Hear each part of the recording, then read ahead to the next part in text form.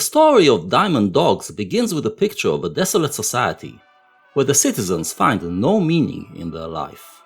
Then, their lives are transformed by rock and roll, and they find power, meaning, and joy. After a while, though, we see that the joy is subsiding, and the meaning becomes questionable. What can they do to restore the heights they once knew? Don't talk of dust and roses, or should we powder our noses? Don't live for last year's capers. Oh, give me steel, give me pulses unreal. The rock and rollers of yesteryear conclude that if they want to relive what they went through with rock and roll, they'll need something more powerful, something that will hold. They dismiss the lifestyle of sex, drugs, and rock and roll, where joy is temporary, and look to erect something more permanent that will ensure the joy remains forever. We'll build a glass asylum with just a hint of mayhem. We'll build a better whirlpool. We'll be living from sin, and we can really begin. Every new gospel goes through this process. It starts with a Messiah that presents a spiritual way of life, something that cannot be put into words but can only be felt. But then, his disciples tried to capture the spirit in words and symbols, and build a religious dogma on these foundations. Since the rock and roll gospel was about chaos and sex, the Diamond Dogs regard them as the foundations of joy, believing that if they can capture their essence and hold it in a certain place, they will be able to experience that joy forever. He's Savior, Savior, shores. Hear me and rapidly yours. Someone to blame us, someone to follow, someone to shame us, some brave Apollo, someone to fool us, someone like you. We want you, big brother, big brother. And, of course, they look for a leader, someone who will show them the way to this new world, someone who will force the dogma upon them. Rebel called for individual freedom, but in the end, this rebellion leads the individuals to turn to hero worship and to give up on their individuality. Big Brother in Orwell's 1984 is the dictator that heads the society. His face is everywhere, and he is hailed as the hero who led the revolution against capitalism and brought about a socialist utopia. The citizens are brainwashed into loving and worshipping him, and identifying with him to the point of self-annulment. Actually, we get the sense that he is not a real person at all, but just a symbol that a totalitarian regime has set up. The real ruler is the party, a party that presents itself as dedicated to the welfare of the people, but is actually interested only in power and domination. We are not told how they managed to get into power. When the novel begins, they already have it, and no one can remember what came before. Bowie fills in the blanks. Big Brother comes to power because that's what most people want.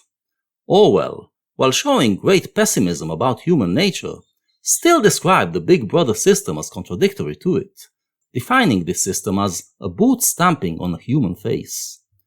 The heroes stand up against it, but by the end of the book are tortured and brainwashed to the point where they learn to love Big Brother. Bowie goes further. The nature of most of humanity is such that they want a Big Brother. They want someone who will claim them, shame them, and make them feel small.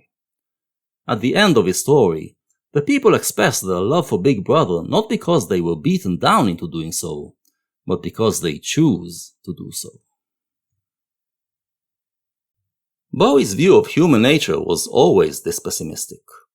In 1969's Signet Committee, he told the story of a revolutionary regime that uses humanistic ideals to become totalitarian and oppressive, in what can be viewed as a precursor to Diamond Dogs.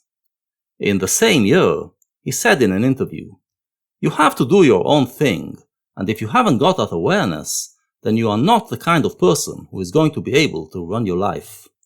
Unless, of course, you are in a certain state where you are happy to be able to follow others." This country is crying out for a leader. God knows what it is looking for, but if it's not careful, it's going to end up with a Hitler. This place is so ready to be picked up by anybody who has a strong enough personality to lead. Note that he is not saying that all people are sheep, but that most of them are. He expressed very similar sentiments in a 1975 interview. People aren't very bright, you know. They say they want freedom, but when they get the chance, they pass up Nietzsche and choose Hitler, because he would march into a room to speak, and music and lights would come on at strategic moments. It was rather like a rock and roll concert. The kids would get very excited, girls got hot and sweaty, and guys wished it was them up there. That, for me, is the rock and roll experience. So while in 1969 he regarded rock and roll as the language of those few who can think for themselves and do their own thing, by 1975 he sees rock and roll as another language of oppression. When did this transformation occur in his thought? I believe Diamond Dogs manifests the turning point. By 1974, rock music became mainly a big stadium extravaganza, and rock stars stood on a huge stage and used a massive PA system, making the comparison to fascism quite obvious. Who are the speakers of this song? Those who are asking for someone to follow. Surely, they are the same kids who got turned on by Rebel Rebel, and are now looking to take the next step. Rock and roll, with its power and larger-than-life heroes, has made them susceptible to dictatorship. Which brings us to the next question. Who is their big brother? Who is this dictator they are calling for? Could it be our hero, the rock and roll star? The story of rock star turned messiah turned dictator was told in several movies and rock albums of the late 60s and early 70s, and Bowie, by his own admission, actually lived through this fantasy. In 1975 he said, "I fell for Ziggy too. It was quite easy to become obsessed night and day with the character. I became Ziggy Stardust. David Bowie went totally out the window. Everybody was convincing me that I was the Messiah, especially on that first American tour. I got hopelessly lost in the fantasy. I could have been Hitler in England. Wouldn't have been hard. Concerts alone got so enormously frightening that even the papers were saying, 'This ain't rock music. This is bloody Hitler. Something must be done.' And they were right. It was awesome. Actually, I wonder.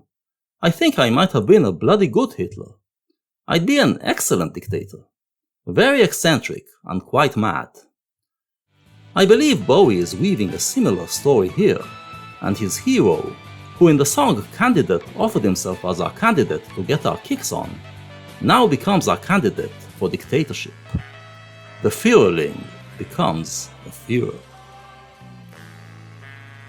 For a moment, he stops and slips into another state of mind. I know you think you're awful square, but you made everyone you've been everywhere. Lord, I think you overdose if you knew what's going down. This may be our hero's new consciousness addressing his old consciousness, the one he had when he was singing Rebel Rebel. He is telling him that his way of living for kicks is done, because he's already made everyone and been everywhere. When he tells him, "I think you'd overdose," it could be understood in two ways. He either tells him that he found an even more powerful way of life, one that his old self would not be able to handle, and only his new and improved self is able to contain. Or, alternatively, that he realizes that he is betraying his old liberal ideas, and that the person he once was would kill himself if he knew what he's up to now. This moment of reflection quickly fades, though, and we are overtaken once again with the bombastic, epic sound, as the chorus rings out loud. Rock is dead, long live dictatorship. Elvis has left the building, and Big Brother is now in control.